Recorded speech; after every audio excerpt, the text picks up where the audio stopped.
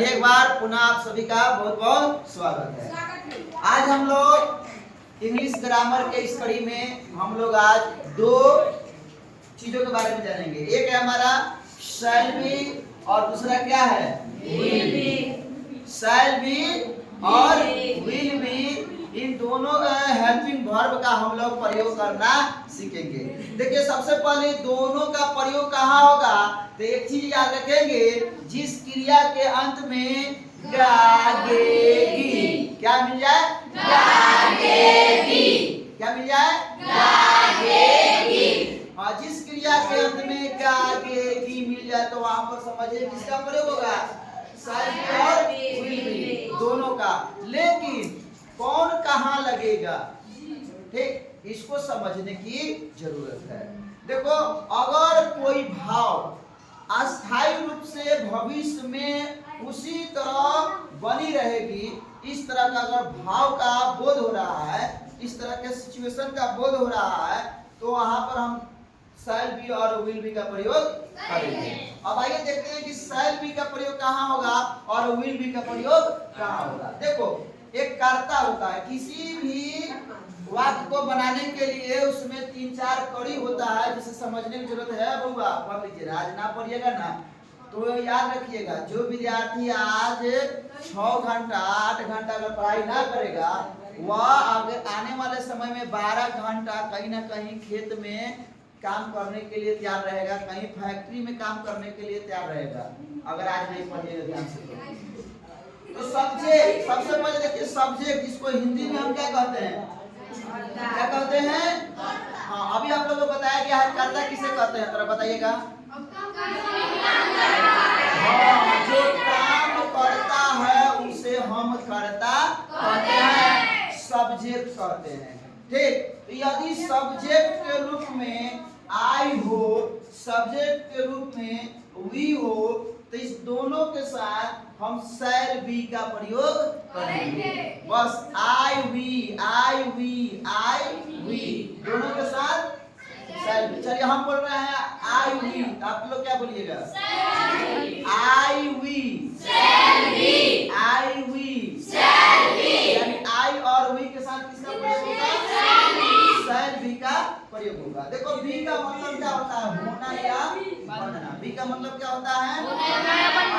हमारा बच गया ही, या हो जाए सी, या रहे एक या एक से अधिक नाम, यानी भर सो रही नाम काहे ना हो, एक से अधिक नाम हो, या सब्जेक्ट के रूप में यू रहे, या सब्जेक्ट के रूप में दे रहे, तो इन सभी के साथ या ईट रहे, क्या रहे, ईट रहे, तो इस सभी के साथ हम किसका प्रयोग करेंगे, विल बी का प्रयोग करेंगे। किसका प्रयोग करेंगे, विल बी का प्रयोग करेंगे। बउआ भागना नहीं है, लड़ना है, ठीक।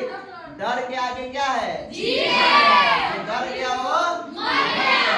तो देखिए हम इसको कैसे बनाएंगे, हम कुछ वाक्य लिखे हैं, समझिएगा राजा। मैं खुश रहूंगा, हम लोग विद्यालय पढ़ने जाएंगे, गीता नर्स बनेगी, तुम नेता बनोगे।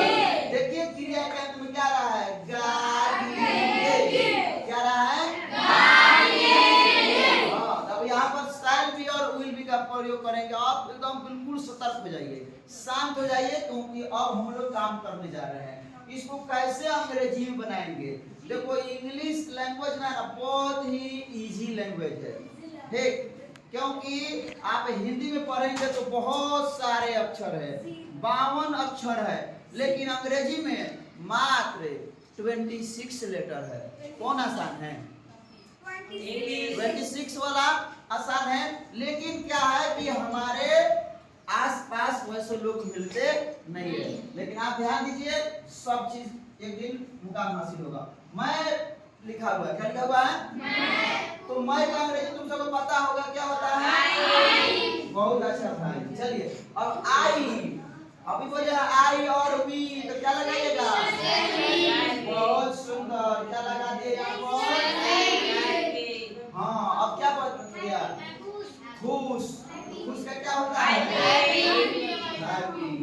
किसी को दिक्कत, किसी को समस्या, समस्या प्रॉब्लम बजाइए एक बार ताली।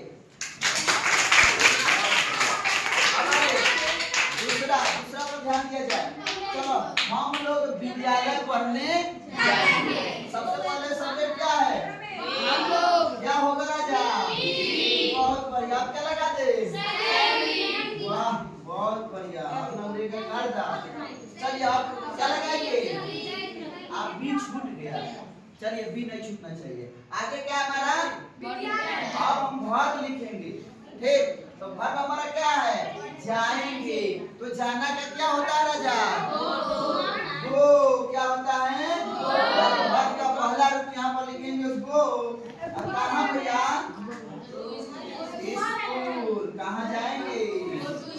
हम लोग विद्यालय पढ़ने जाएंगे।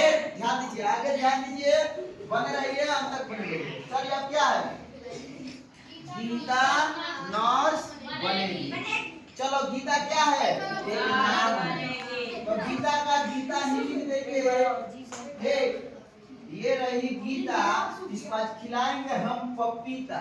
चलिए गीता लिख लिए और यहाँ पर शायद भी लगेगा कि विल भी लगेगा। जल्दी बोलिए।